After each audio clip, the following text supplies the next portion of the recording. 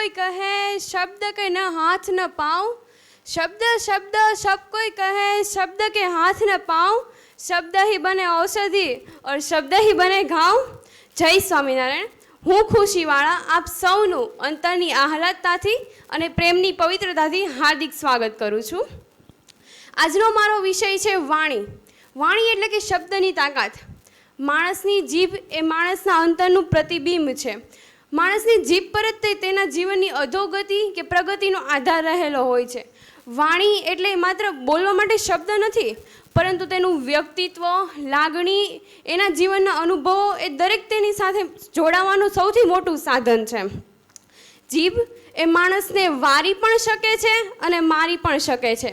માણસની જીભ એ તેના જીવનને શણગારી પણ શકે છે અને સળગાવી પણ શકે છે. એટલે જ જીભમાં અમૃત પણ છે અને ઝેર પણ છે. કહેવાયું છે ને કે બોલાયેલો બોલ, ફેંકાયેલું તીર, ગુમાવેલી તક એ ક્યારેય પાછા નથી ફરતા. જેમ અગ્નિનો એક નાનો એવો તણખલો છે ને ઘાસની આખી ગંજીને સળગાવી નાખે ને, તેવી રીતે આપણો એક નાનો એવો નિષેધાત્મક શબ્દ છે ને સામેવાળા વ્યક્તિની ઉર્મિઓ અને આશાઓને કચડી નાખે છે. તમારી સાથે ક્યારે એવું થયું છે કે તમે કોઈને કોઈ વાત કહી હોય અને તમને પછી એવું લાગે કે નહીં, મારે આ નહોતું બોલવું જોઈએ, આ થોડું માઠું બોલાઈ ગયું એવું? અથવા તો તમે કોઈને કાંઈ કીધું હોય કે તમે પછી એને વર્ષો, દિવસો, મહિના સુધી ના ભૂલી શક્યા હોય? તો આ જ છે વાણી, જે છે ને સીધા દિલને સ્પર્શી જાય છે. આપણે છે ને આ વાતને એક એક્ટિવિટી દ્વારા સમજીએ. તો બધા પોતાની આંખો બંધ કરશે. ઓકે, પ્લીઝ બધા પોતાની આંખો બંધ કરી લેજો. અને હવે એ વાત યાદ કરો કે જ્યારે તમને કોઈએ કહી હતી એ વાત કે જેના કારણે તમને થોડું હર્ટ થયું હતું, એ વિચારો એ કેટલી ગહેરી છાપ છોડી ગઈ છે તમારા મનમાં.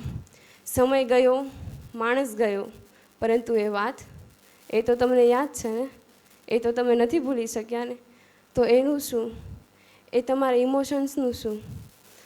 આ છે વાણી. બધા પોતાની આંખો ઓપન કરશે. Open your eyes.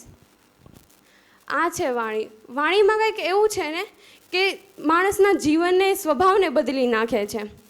ઉત્તિષ્ઠ ભારત, ચાણક્યના આ બે શબ્દએ ચંદ્રગુપ્ત મૌર્ય જેવો રાજા મળ્યો અને ગાંધીજીના હિન્દ છોડો આ બે શબ્દને કારણે સમગ્ર ગુજરાતને આઝાદી માટે મરી મીટવા તૈયાર કર્યું. આ છે શબ્દની તાકાત. માણસનો પગ લપસે ને તો તેના હાડકાં ભાંગે છે, પરંતુ જો તેની જીભ લપસે ને તો કોઈના ઘર અને સંબંધો ભાંગે છે. કૈકેયીની જીભે રામાયણ રચ્યું, કૈકેયીની જીભે રામાયણ રચ્યું તો દ્રૌપદીની જીભે મહાભારત રચ્યું. કહેવાય છે માણસની જીવનની સફળતાનો આધાર એની જીભ પર રહેલો હોય છે. માણસ ભલે ધનવાન હોય, સંપત્તિ ધરાવતો હોય કે ગમે તેટલા ઊંચા હોદ્દા પર હોય, પરંતુ જો તેની જીભ કડવી હશે ને તો કોઈ તેનો આદર નહીં કરે. મોટો વેપારી હશે ને તો પણ તેની જીભ કડવી હશે ને તો તે તેના ગ્રાહકો ગુમાવશે. માણસ જો ધારે ને તો તેની મીઠી અને એક નાના એવા સારા શબ્દથી તે કોઈ પણ તૂટેલા સંબંધને પણ જોડી શકે છે. શાસ્ત્રોમાં કહેવાયું છે ને કે સત્યમ ભૂયાત પ્રિયમ ભૂયાત ન ભૂયાત સત્યમ અપ્રિયમ. સાચું બોલો અને પ્રિય બોલો.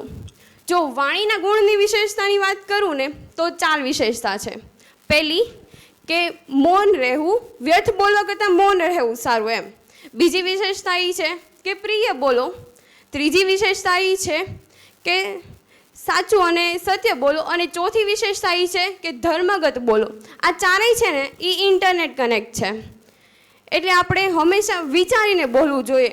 તો હવેથી આપણે સંકલ્પ કરીશું કે જે બોલીશું એ વિચારીને બોલીશું. હું શું બોલું છું એ ના વિચારો, પણ હું બોલું છું ત્યારે સામેવાળાના મનમાં શું છાપ છોડે છે એને તો ક્યાંય હર્ટ નથી થતું ને મારા કારણે, એ વિચારીને બોલો.